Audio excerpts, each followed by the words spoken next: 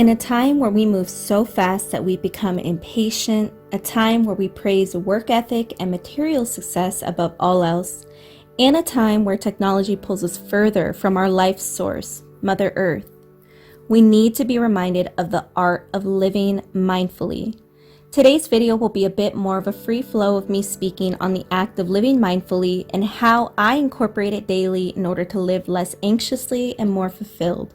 So this would even be a great video to listen to on the go as well, wherever you are, whatever you're doing, and whatever you're going through. I hope today's video brings you back to center and provides at least a first step in living a more peaceful, fulfilled life in the present.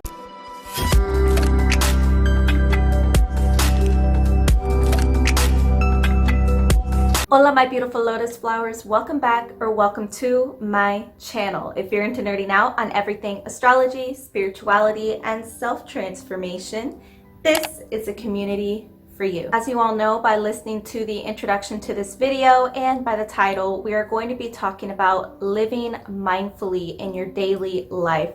And I feel like right now is such a perfect time to talk about this. I felt completely pulled to talk about this because the state of the world is just chaotic. And our individual actions on a daily basis not only breed our own growth, but it also breeds the growth of the world, the positive growth of the world as a collective, the more that we take individual action in our everyday lives. As we come off of the full moon in Pisces energy, where I just feel very at peace, in touch with my intuition, I felt that I needed to talk to you guys about mindfulness, whether you are new to the idea or whether you need a refresher. Please watch this video. I promise you will not regret it. So what is mindfulness? As defined by mindful.org, mindfulness is the basic human ability to be fully present, aware of where we are and what we're doing, and not overly reactive or overwhelmed by what's going on around us. Furthermore, Tik Tok, who I'm about to talk about in a second, also says, quote, mindfulness shows us what is happening in our bodies, our emotions, our minds, and in the world. Through mindfulness, we avoid harming ourselves and others, unquote. If you're looking to introduce yourself to the idea of mindfulness and you are brand new to it and you want to start practicing it, I have two book recommendations by Tik Tok, who I just quoted.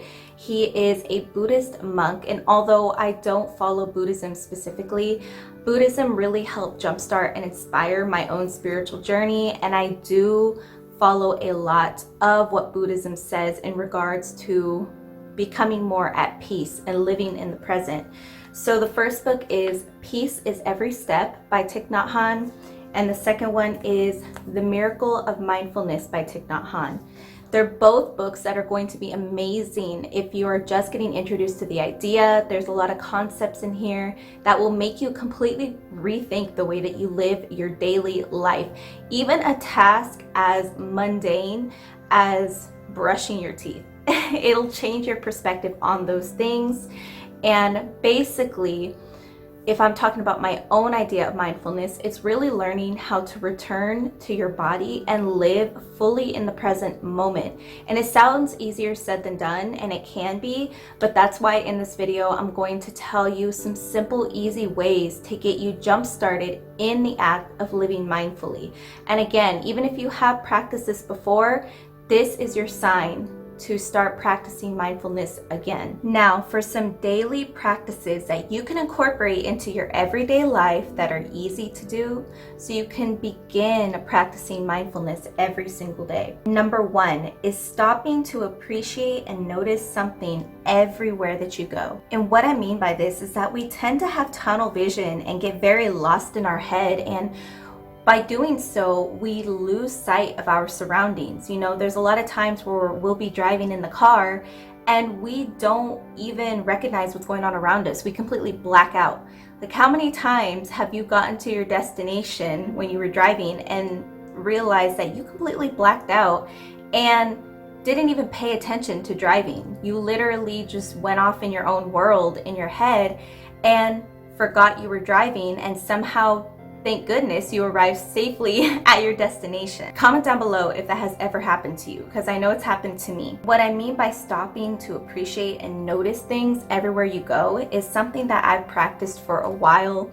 Is, say I find myself getting lost in my own head, and it takes some time to build awareness of this happening to you, and that's okay. You know, this is all about taking your time. None of this is pressured. None of this is to rush you or make you feel like you're not doing something right. So let's just get that out of the way right now, one step at a time. But build awareness of when you go off in your own world and you lose sight of what you're currently doing. Because what happens is, if we constantly lose ourselves in our heads, where everything we do in our life is empty. Because we're not fully invested in what we're doing, that's when we tend to make the most dire mistakes, or that's when we tend to make silly mistakes. You know, like if you were frantically cleaning up a mess that you made, because you're doing it frantically because you're in a rush to get to work, now you usually spill more and make an even bigger mess, you know? So it's being fully invested. And what I have been doing is, if I find myself wandering off in my own world, in my own mind, I'll pull myself back. I'll reel myself back in, and I'll try to take notice of something around me that I've never noticed before. And you'd be surprised the things that you miss. And the world around us is always changing. You know, the tree that might have been so luscious and green just the other day is starting to dry out, and the leaves are starting to fall for the fall. But you completely missed it when it was so luscious, green, and thriving, because you were too focused on every time you walked past it or drove past that beautiful tree, you were thinking about something else. You were somewhere else completely, rather than taking in your surroundings and really being there in that moment. So when you do this, engage your senses. That is my biggest piece of advice to start doing this successfully, is to engage your senses when you stop yourself. You find yourself wandering off in your own world and not being present, reel yourself back in and engage your senses. Stop and look around you. Stop and smell. What do you smell that you usually don't pay attention to? What do you hear? Maybe you hear different birds chirping. Maybe you hear different insects buzzing around. Just take in what your senses are taking in, and actually take it in. Our senses are constantly taking in our surroundings, but whether we actually choose to pay attention to that is up to us completely, because our mind and our physical sensations are so separate that we tend to just let our physical self do whatever while our mind is elsewhere. Second, when you find yourself getting anxious or beginning to overthink/worry, pause yourself. Return to your breath. A lot of us tend to naturally live in a very frantic state, a very anxious state, because we live in such a busy world. We live such busy lives most of the time. Like, this world tends to demand a lot from us. So when you find yourself feeling very anxious and just frantic, stop yourself. Get in the habit of stopping yourself, and not only returning to your breath, but recognizing how you feel. It's okay if you do feel something that you don't want to feel. We tend to discredit our negative emotions and think that there's something we shouldn't feel. Think that they're bad, like, oh, I need to stop feeling that way. I need to stop getting angry. I need to stop getting so upset. No, what we need to do is we need to pull ourselves back when we find ourselves turning into a frantic state or an anxious state. And we need to pull it back to ourselves. And we need to observe that feeling, and we need to honor it and let it pass. And what does that mean? You know, it's easy to say we need to honor it, we need to let it pass, whatever, but what does that actually mean? What that means, so an example of not doing this, not honoring it and letting it pass, would be the moment that you feel really anxious and frantic by something that happened at work. Then you lash out, you snap at somebody, or you do some type of action that you instantly regret or whatever, because you're acting on that emotion. You're letting it take a hold of you, and you're letting it create a domino effect of negative things, of negative emotions and negative actions. And stopping yourself, being able to recognize that you feel anxious, you feel upset, recognizing it and stopping yourself and being like, okay, I feel anxious right now. Why do I feel anxious? Because I have this task that needs to be done by this time frame. Okay, it's okay. It will get done. What needs to happen will happen. And you feel the anxiousness. You felt it bubble, and then you start to feel it calm down because you didn't feed into it. You stopped yourself and you breathed. This is one of the biggest reasons that our breath is so important, is because it allows us a pause. It allows us to feed oxygen to our cells when we're anxious and upset or feeling whatever other emotions we feel. And it allows us to feed our system something so simple but so important, which is oxygen. And oxygen helps bring us back to our own sanity and bring us back into our own body. When you breathe though, when you stop yourself and breathe, really pay attention to your breath. Do a slow breath in to like the count of 4. Hold it for a moment and then breathe it out slowly. Because if you just stop yourself and go, that's not going to do anything. That's not a nutritious breath. Tying into this, it's important to also do frequent scans of your body. So get in the habit of, when you feel overwhelmed, stop yourself and be able to like take a breath and pause and think, where in the body do I currently feel discomfort? Where do I feel pain? Like I mentioned in the previous tip, when we were talking about your senses, we tend to block out a lot of our senses, or we realize that we're smelling something, but we don't pay attention to it. Or we realize that we're feeling a bit uncomfortable, but we brush it off because we're constantly thinking and doing so many things at once. But no, get in the habit of stopping and scanning yourself and thinking, okay, scan from the head down or from the feet up, and think, okay, where do I feel discomfort? Where do I feel like there is currently physical pain? And that can start to help you identify where it is that you need to focus on healing or need to focus on breathing into and helping yourself so you can move forward peacefully. If you're enjoying this video so far, please don't forget to like, subscribe, and hit the bell, especially if you want more videos like this one in the future.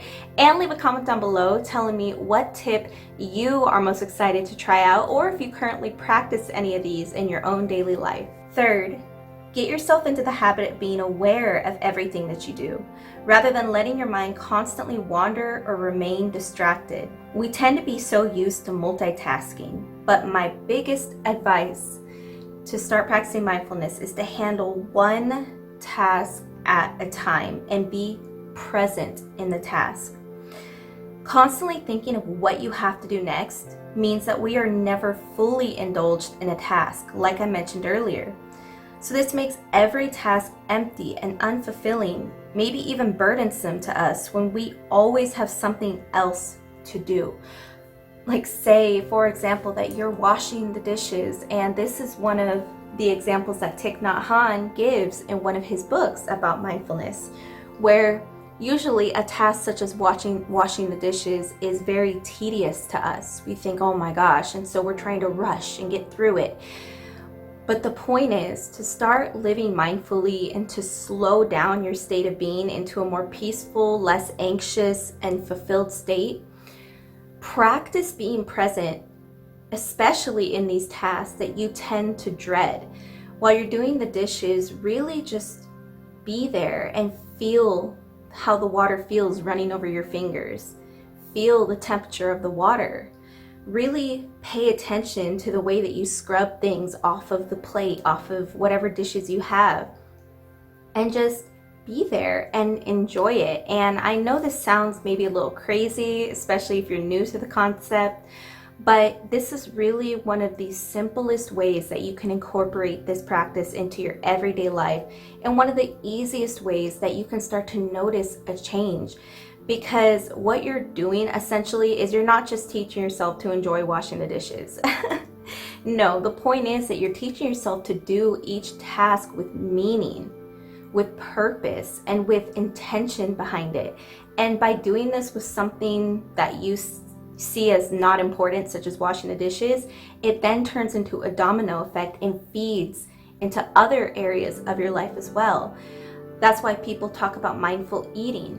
Also, like when you're eating something, we tend to be so preoccupied with watching something or doing something on our phones or whatever that we may recognize the food is good, maybe we don't, but we tend to just shovel it down and not fully pay attention to what we're eating. So people would also recommend to practice mindful eating, which is also extremely good for you because you're actually paying attention to what you're eating and you're taking in each bite and enjoying the food that you're so blessed to have. Now I'll offer some more intentional or spiritual practices, and you can try one of these or all of these. It's completely up to you. The first one is different forms of meditation. So when we think of meditation, we tend to just think of sitting down and breathing and trying to calm down. But when it comes to practicing mindfulness, pretty much the idea is that almost anything you do can be a form of meditation if you're mindful while you do it. So some of the ways to practice meditation and being mindful, some popular ways anyways, are sitting and standing meditation. So you could do, the most popular type, or the type we know the most, which is a sitting meditation. And you can look up on YouTube mindfulness meditations and everything, and there's short ones you can start with too. Don't sit here and give yourself a 20-minute mindful meditation when you've never meditated before. Don't do that to yourself. But a good one to start is standing meditations, or also known as walking meditations, where you go somewhere to walk and you walk slowly and you really think about every step that you take. You feel about the sensation of your foot hitting the ground, and you think about all the things around you. You take in everything around you and you really engage your senses. You engage what's happening with your feet. You engage what's happening with your legs as you walk and how your arms sway and the nature around you or the buildings around you and the sights and the sounds and the smells. Second is writing or journaling. The way to use writing in order to practice mindfulness is to really just take any piece of paper, or you can even do it on, your laptop or your phone if you want. And it's just write or type whatever thoughts are coming into your mind or anything that has been building up. And this really isn't much different than regular journaling, but the main difference is that you're not journaling or writing with any purpose other than to just spill your stream of consciousness. Just spill it onto a page or spill it onto your laptop or whatever it is that you have available to you. Because what happens is we have a lot of thoughts. Like I said, we tend to run away in our own heads, and all of these thoughts and all of these processes really build up and they become tangled, and they can fog our minds when we're trying to do anything, especially when you're trying to begin being more mindful, be more present. It really helps to take those thoughts and pull them physically out of your head and release them. And remember, when you do this type of writing, grammar doesn't matter, spelling doesn't matter. It doesn't even have to be full sentences. It's just whatever is in your mind that you need to get out, just be there. Just be present with your writing and just write whatever you're thinking. Third is slow yoga. Yoga is a beautiful practice for mindfulness because it returns us to our body. And it may sound funny to be, quote, out of touch with our bodies when we live in them and use them every single day. But we often lose touch with the muscles, with our breath, with the brain, etc. And this is actually one of the reasons we can feel more empowered and confident when we regularly work out, because we're actually getting in tune with our body. However, you can also work out and do yoga without getting in touch with your body. If you're just going through the motions for the sake of finishing them, there's absolutely no intention or mindfulness behind that. It's just another empty action. So when you work out or do anything physical, in order to have the best results and to gain that positive mindset, professional trainers often teach you about the muscle you're activating and what you should feel if you're engaging that muscle correctly. Slow, mindful movement is usually very encouraged because you are actually paying attention to and building that muscle's strength and awareness. Yoga is great because yoga intentionally focuses on getting into your body and really being slow. That's why I said slow yoga, because there are many different forms of yoga, but doing a slower practice that focuses a lot on feeling areas of your body and stretching those areas and breathing into them is an amazing way. Even if you don't currently work out or have a regular physical routine, just doing 5 minutes of yoga is a beautiful way and a powerful way to start getting in tune with your body. Once again, if you enjoyed the whole video, please don't forget to like, subscribe, hit the bell if you'd like to see future videos like this one. And don't forget to leave that comment telling me which practice you're looking most forward to doing in your own life, or any practices that you currently do to keep yourself mindful every day. You can also hop over to the LaBlue Lotus Facebook community, where we talk more about using astrology and spirituality for self-transformation. If you want even more content, you can head to my Instagram at Marisa LaBlue, and you can also watch these videos until I release a new one, because they will help you so much more on your astrological and spiritual journey. Thank you so much again for being here, and I'll see you next time. Adios.